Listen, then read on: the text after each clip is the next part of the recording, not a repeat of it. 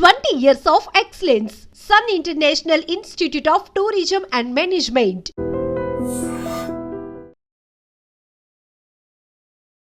Song ఉంది.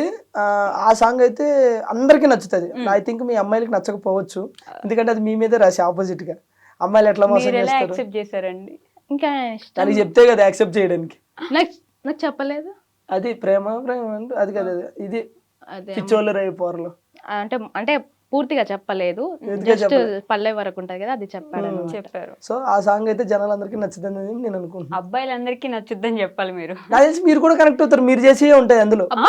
General గా serious గా మీరు చేసి అది వద్దులే, ఇంకా సీరియస్ గా మీరు చేసే ఉంటాయి అన్నమాట. అలా అందరి మీద అందరు అమ్మాయిలు చేయరు అబ్బా, కొందరు జెన్యూన్ గా ఉంటారు, అలాగని అందరు అబ్బాయిలు పర్ఫెక్ట్ గా ఉండరు. ఓకేనా, ఒక రెండు లైన్లు పడతా సాంగ్, మీరు కనెక్ట్ అవుతారు చూడండి. ఒక అబ్బాయి అదే సాంగ్ లోనే డార్లింగ్ రీఛార్జ్ చేసి వచ్చిందా అన్నాను. అనగానే అమ్మాయి లవ్ యూ డార్లింగ్ అనగా నేను పడిపోతాడు. అట్లా పడిపోగానే రీఛార్జ్ చేసేది ఒకడో మామ, సొల్లేయడానికి ఇంకొకడో మామ, డేటింగ్లు డ్రాపింగ్లు ఒకడో మామ, బీటింగ్లు డేటింగ్లు ఇంకొకడో, వద్దొద్దురా ఈ ప్రేమలొద్దురా వద్దొద్దురా ఈ ప్రేమలొద్దురా, ఈ టైప్ లో ఉంటది అన్నమాట.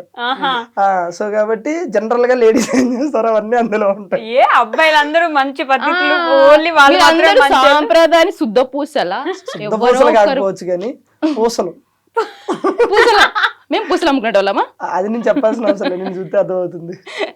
సో అట్లానే కాలే కానీ అంటే ప్రజెంట్ ట్రెండ్ కి తగ్గట్టు ఇప్పుడు మన రీసెంట్ గా కొన్ని ఇన్సిడెంట్లు చూసాం.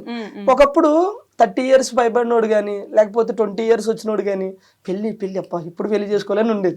ఈ మధ్యన కొన్ని ఇన్సిడెంట్లు చూసిన తర్వాత పెళ్లి అంటే వద్దంటున్నారు. ఎందుకంటే పడుకున్నప్పుడు పీకలు కొడుతున్నారు, లెగిస్తే తలకాయలు బద్దలు కొడుతున్నారు. ఇక వాళ్ళైతే పిచ్చి పిచ్చిగా ఎంజాయ్ చేస్తారు ఈ సాంగ్. పెళ్ళంటే గుర్తొచ్చింది, మా ఖచ్చితంగా మిమ్మల్ని ఈ క్వశ్చన్ అడగబోతున్నాను, కొడతారు కాబట్టి.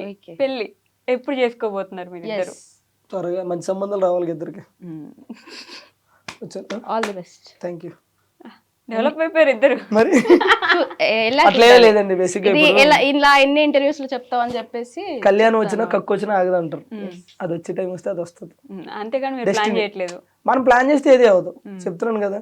మనం మీరు ఎప్పుడైనా సార్ లైఫ్ లో గుర్తుపెట్టుకోండి, ఒకటి మనం ప్లాన్ చేసి దాన్ని రీచ్ అవ్వాలంటే అవ్వలేదు. ఓకే, ఒక్కోసారి అనుకోకుండా అవుతాం. మీరు ప్లాన్ చేయకుండా అయినవి ఏంటలా మీ లైఫ్ లో? నేను ప్లాన్ చేయకుండా అయినవా ఏమీ లేవు, మరి ఇప్పుడు ఏమీ లేవు. ప్లాన్ చేసేయనియా? అట్లా కదా, అంటే ఈ వీటి గురించి నేను చెప్తుంది. ఓకే, నేను ఐ థింక్ నేను మనం రెగ్యులర్ గా ఏదైనా సరే కష్టపడితేనే మన దగ్గరికి వస్తా, అది వేరు. నేను అంటే ఇవి ఉంటాయి కదా, ఇప్పుడు మనం ఇల్లు కొనాలన్నా పెళ్లి చేయాలనుకున్నా అవి మనం ఏదో అనుకుంటాం, కానీ అది మనకు సెట్ అవ్వాలనుకున్నప్పుడు అవుతుంది.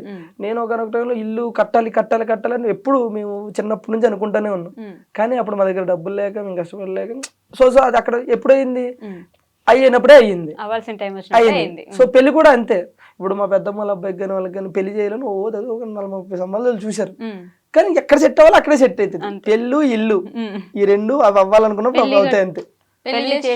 ఇల్లు కట్టి చూస్తుంది ఆల్రెడీ ఇల్లు కట్టి. నేను అదే అక్కడికే వెళ్తున్నా ఇప్పుడు. నేను బొప్పలపల్లి వెళ్తున్నారా? మీరు జబర్దస్త్ మానేశారు అనుకున్నాను, లేదు ఇక్కడ వేస్తున్నారు. నా నరాల్లో జబర్దస్త్ ఉంటది, నరాల్లో కొన్ని నరాల్లో సాంగ్లు ఉంటాయి అప్పుడప్పుడు. ఓకే, సో ఇందాక ఇంటర్వ్యూలో చెప్పినట్టు ఒక అమ్మాయి తన కళలను సాకారం చేసుకోవడానికి కష్టపడుతుంటే మంచిగా అనిపిస్తుంది అని చెప్పి, మీ ఇల్లు స్టార్టింగ్ లో అత్తగారి ఇల్లు అని చెప్పేసి ఒక రీల్ చేశారు, ఒక వీడియో. అది మా ఇల్లు, తర్వాత వాళ్ళ ఇల్లు కూడా చేశారు కదా, ఎందుకు చేశారు?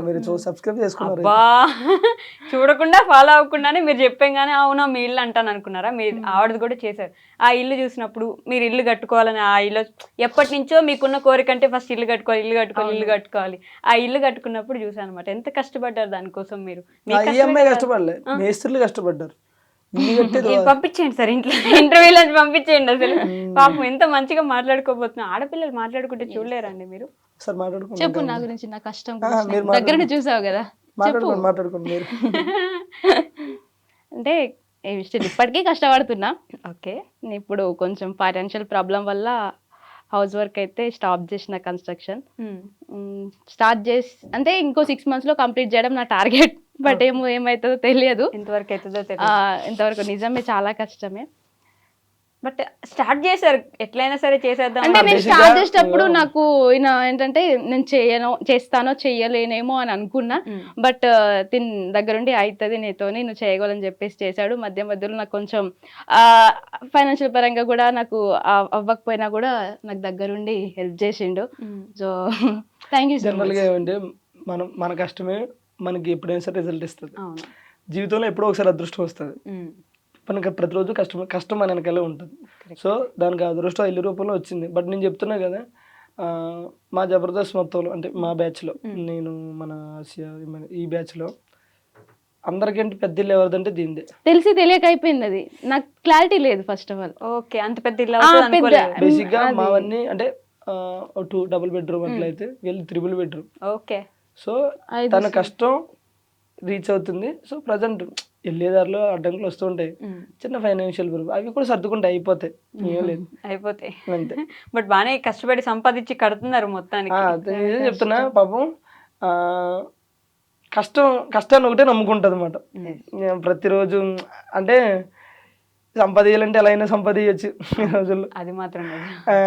కాకపోతే పాపం తను యూట్యూబ్ అవి చేసుకుంటూ ప్రమోషన్లు చేసుకుంటూ కొన్ని ఈవెంట్లు వచ్చినా సరే తనకు కంఫర్ట్ లేకపోతే వెళ్ళదు. కొన్ని ప్రమోషన్లు వచ్చినా సరే అవి కంఫర్ట్ లేకపోతే పోదు. ఓకే, అంటే నాకు నీడ్ ఉంది, వెళ్తే ఏమవుతుంది, చేస్తే ఏమవుతుంది అనే టైప్ కాదు.